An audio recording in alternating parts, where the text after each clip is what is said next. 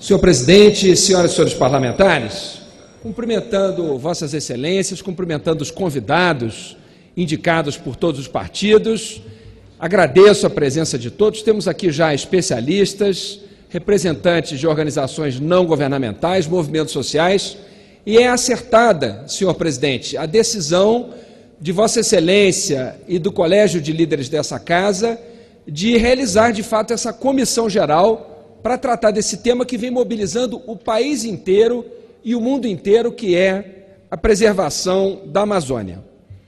Hoje, na véspera do Dia da Amazônia, nós nos reunimos aqui pela urgência dessa pauta em defesa das nossas florestas. Uma pauta que dialoga com o nosso presente e com o nosso futuro, com o futuro do nosso país e com o futuro das próximas gerações, com o futuro do planeta, com o futuro da humanidade. E a pergunta que nós nos fazemos é: que Brasil é esse que queremos para os próximos anos? É muito triste ver, no mais alto posto da República Brasileira, uma pessoa com tão pouco apreço por esse futuro. Uma pessoa que despreza o conhecimento, a ciência, o saber e está disposta a submeter mais de 210 milhões de brasileiros ao que ele chama de desenvolvimento, mas que, na realidade, é um atraso. Uma pessoa que, infelizmente, tem espalhado o ódio e, no lugar da construção, tem optado pela destruição. Bolsonaro e Salles, infelizmente, parecem comprometidos com a destruição da Amazônia e com a dizimação dos povos indígenas, colocando em risco as exportações brasileiras e a nossa economia, colocando em risco a geração de empregos. Manter a Amazônia em pé é estratégico para o nosso país. Vou compartilhar com as senhoras e com os senhores 10 ótimos motivos para se preservar a Amazônia, com dados compilados pelo professor sênior da USP, Ricardo Abramovay, em seu recente relatório sobre a Amazônia. Quem sabe assim, o governo entende que é preciso agir rapidamente e parar de brincadeira, em vez de perder tempo tentando descredenciar o INPE ou os fatos que não deixam dúvidas. Ou agimos rapidamente, ou aquele céu nebuloso de São Paulo pode ter sido apenas o começo. Primeiro motivo: posição de potência ambiental em risco. Entre 2004 e 2012, o Brasil reduziu drasticamente o desmatamento de 27 mil quilômetros quadrados para 4,4 mil quilômetros quadrados. Essa queda foi considerada pelo IPCC, órgão das Nações Unidas, como a maior contribuição oferecida por um país no combate às mudanças climáticas. 4 anos depois, o retrocesso.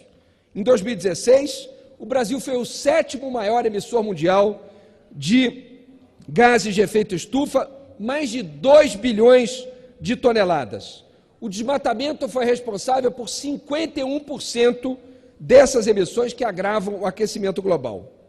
O desmatamento cresceu em julho desse ano 66% em relação a julho do ano passado. Desmatamento que contribuiu para o aumento de 83% das queimadas em agosto, em comparação com o ano passado. Agosto foi o pior mês de queimadas em 10 anos. A boa notícia é que o nosso país tem o potencial de diminuir significativamente a emissão se parar o desmatamento. Segundo motivo para se manter a Amazônia em pé: o equilíbrio da água, do solo e do carbono. Pesquisas feitas especialmente na última década estão ajudando a entender o papel fundamental que a Amazônia tem para o equilíbrio da vida. Como mostram os achados desses cientistas de várias especialidades, as gigantescas árvores da Amazônia funcionam como uma espécie de bomba que puxa a água do Oceano Atlântico e a arremessa com força na Cordilheira dos Andes. De lá, a água se espalha, irrigando todo o continente. Água vital para a existência da vida, para a produção em diversas áreas do Brasil, como no Centro-Sul. A Amazônia também puxa carbono do ar, limpando para que todos nós possamos respirar. O desmatamento diminui a capacidade da floresta de continuar esse trabalho.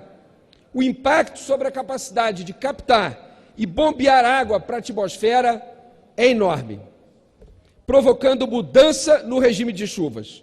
As estiagens ficam mais longas e os temporais ficam mais severos, como, Carla, temos visto lá no nosso Rio de Janeiro, com os temporais causando tantas perdas, inclusive em termos de vidas humanas.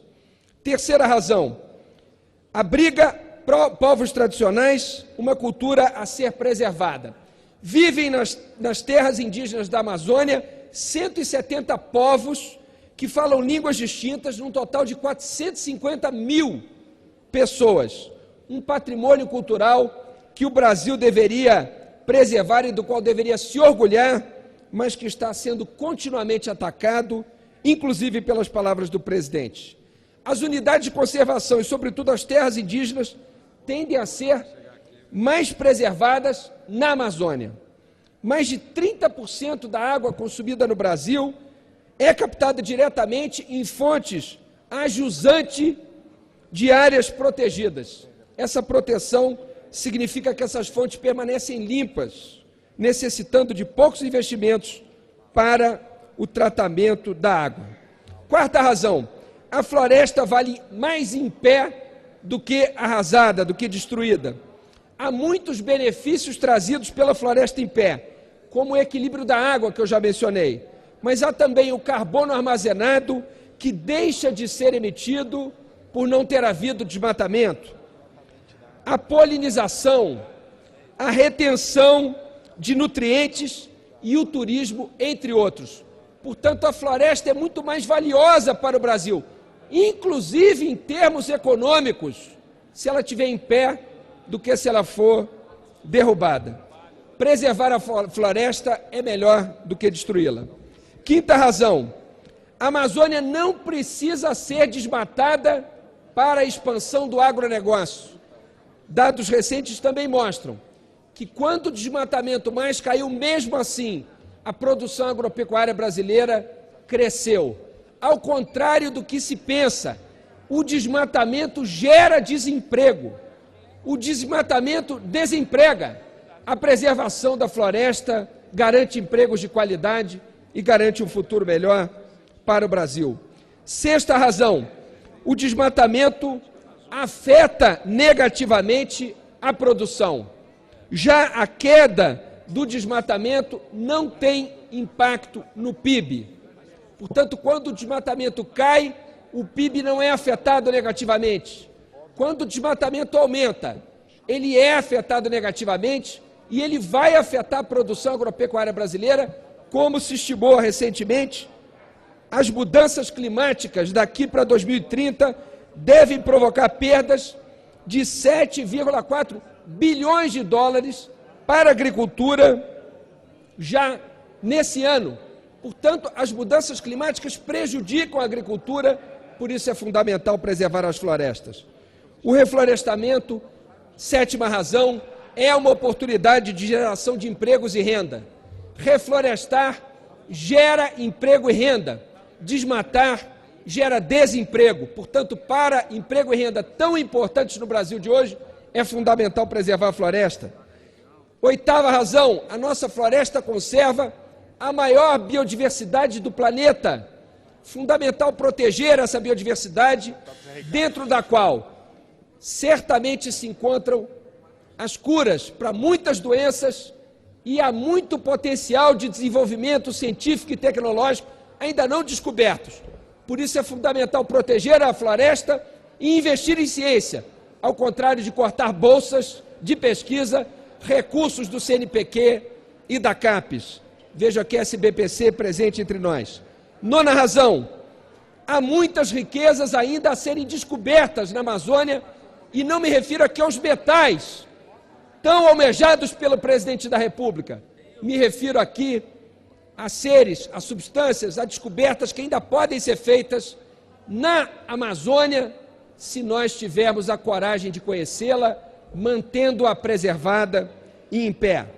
E a décima razão, o povo brasileiro quer preservar a Amazônia, 90% da população brasileira deseja a preservação da Amazônia, é o que mostrou a pesquisa recente da AVAAS, feita pelo IBOP. Por tudo isso, a Amazônia, que já é considerada um grande orgulho nacional, só poderá continuar sendo orgulho nacional se continuar existindo, em vez de dar lugar a um deserto.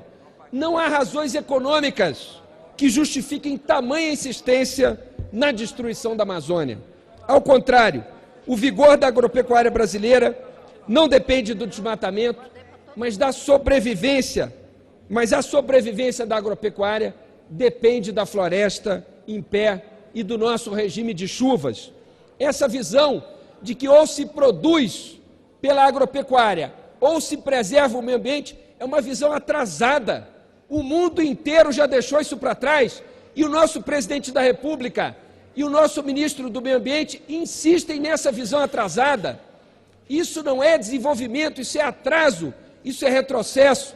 O mundo inteiro já entendeu que é possível preservar e desenvolver.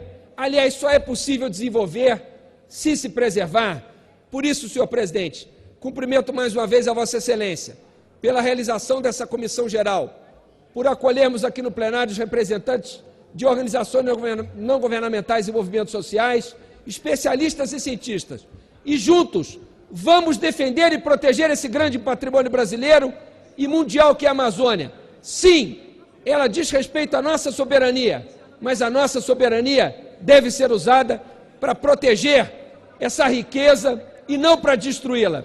Vamos fazer o Brasil avançar, preservando o meio ambiente e desenvolvendo consciência e tecnologia.